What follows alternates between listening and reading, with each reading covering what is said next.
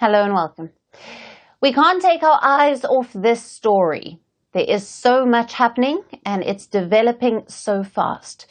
It's raising bigger questions about power, about police brutality. The images coming out of Kenya, it's just impossible to ignore. Here's the latest on Albert Ojwang. Now, what started as a custody death has turned into a national moment of reckoning. The air in Nairobi yesterday was tense. Violent clashes erupted. Security forces fired tear gas on crowds protesting the death of Albert Ojwang, the 31-year-old teacher who was jailed but didn't make it out alive. Take a look.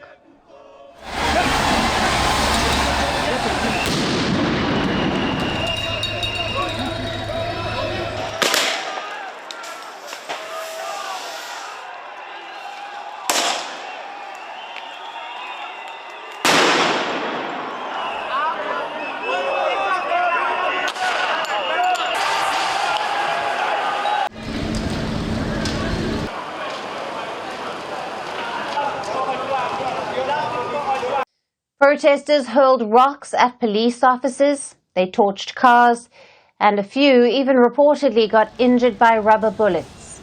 The flashpoint of it all, the death of Ojwang. He died in a Nairobi cell last weekend. Police claimed that he hit his own head and died, but a post-mortem disputed that. It revealed that Ojwang was assaulted to death. Because one of us was killed. He was picked from the village and brought here to Nairobi. I later heard he was killed. He was murdered by strangulation after he was severely beaten. He didn't die by hitting his head against the wall but was killed by police. That's why I am here. I am deeply pained. And all of this is happening right as the Kenyan government tries to pass a budget. The current demonstrations have overshadowed that. The finance bill was tactfully designed. The administration wanted to avoid what happened in 2023. Last year, President Ruto-backed tax hikes descended the country into frenzy. Thousands had stormed the parliament, and Ruto was forced to scrap his plans. The current situation is almost giving flashbacks. Ojwang's death has thrown a match into a room full of dry papers. Ruto even admitted he died at the hands of police. But there's something different this time. The government played it safe.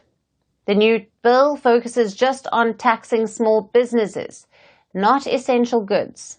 The finance ministry has even introduced an online portal. Citizens can give feedback there, but the trust is still low. Last month, a software designer was arrested. He had made a website that mocked the budget. It let people email their complaints to the government offices. The point we are trying to make is this isn't just about one man. Kenya's police, a watchdog, says that 20 people have died in police custody in just 4 months. I'm here to fight police brutality. For long, we've witnessed police kill youths. It's something that has been here for long, and nobody talks about it. Nobody takes it serious. Now we've decided to end the police brutality. I'm here because of Ojwang. I'm here because of the so many youths that we lost last year. I'm here for Kenya. Albert Ojwang is another name on that list. On the streets, people are chanting his name. They are demanding the resignation of William Ruto, the officer Ojwang had criticized. A police officer has reportedly been arrested in connection to the case. The interest of the IG of police, and we will not go until Eliud Langat steps down. Eliud Langat must step down. We are not going away. They rather kill us, they rather abduct us, but we will not leave. Langat must step down. So, what does this story tell us? You don't silence criticism by killing the critic. Albert Ojwang was a teacher. Now he is a symbol of police violence, of broken systems, and of a nation that has had enough. And for more on this, we have with us on the show Professor Macharia Munene, author and columnist, also a professor of history and international relations at the USIU Africa, joining us live from Nairobi, Kenya. Thank you for being with us. Thank you very much. Professor, how do you assess the Kenyan government's handling of the fallout from Albert Ojwang's death, particularly in light of its recent efforts to pass a budget aimed at avoiding unrest over tax hikes? Well, the government has handled it very poorly.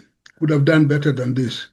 It is true that the president has finally come out and admitted that it happened under the police hands in a police cell.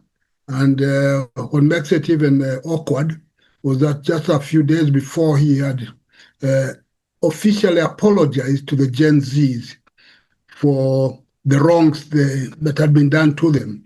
And then in that short time, then you have this killing of a teacher who happens to be a blogger. And his crime was supposedly criticize somebody. So it created a feeling that Kenya was going backward to the 1980s when being free to speak was almost a crime. And it backfired very badly for the people concerned, the officers concerned, and the police service in itself. It's not being taken very well across the board. And what does the public reaction to Albert Ojwang's case reveal about the broader, long-standing issues of police accountability and civil liberties in Kenya? Well, it appears as if the police are going backward and feeling so cocky that they can do anything they want and get away with it and come up with strange explanations. Similar to what was happening in 1990, when people are told that somebody shot himself and put himself under acid. Incredulous. So the question that comes up in the public mind is, who is advising the government or who is telling the police what to do? Because they appear to be clueless and not to be concerned with the welfare of the people, such that whatever they say is not believable. And this makes the government lose trust. And as long as it loses trust, then it has very little hold on the public. And it's happening in a very rapid way. And so now the government needs to rethink itself because it has lost the confidence of the public. And the Ojwang case is one of those episodes, not to mention the case of Njeri, who was arrested for developing a website on taxes. So everything is being done in the wrong way, not in the interest of the government at all. Right. And also, given the timing of the protests and these tear gas clashes, do you foresee these tensions derailing the budget approval process or prompting political concessions from the administration? If the protests intensify, of course, there will be some temporary concessions to appear to concede to some things. Because, in fact, the country was gearing up to the budget process this year in memory of last year. In fact, some people are calling for a holiday on June the 25th in commemoration of what happened. Now, what the Ojwang case has done is to make the situation worse than it would have been.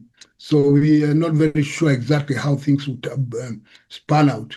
But clearly there is tension, and the government needs to go back to the drawing board and appear to make concessions, if not make concessions, such that cool the temperatures. The arrogance of some people in the government is what really is grating the people.